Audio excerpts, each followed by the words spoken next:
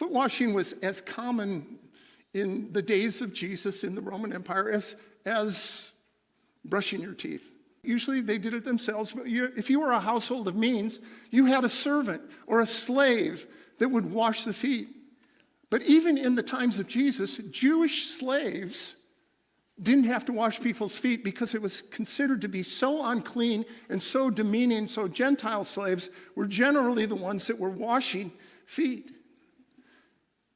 Now, the other thing about slaves in the days of Jesus, there were millions of slaves, by the way. It was just an intricate part of the fabric of the culture.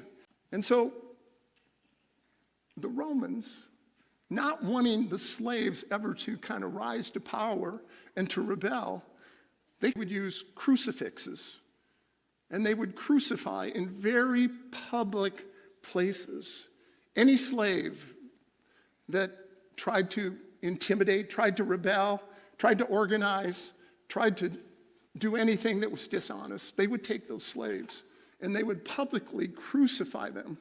And there was a saying that came out of that the crucifixion, the cross, was the slave punishment.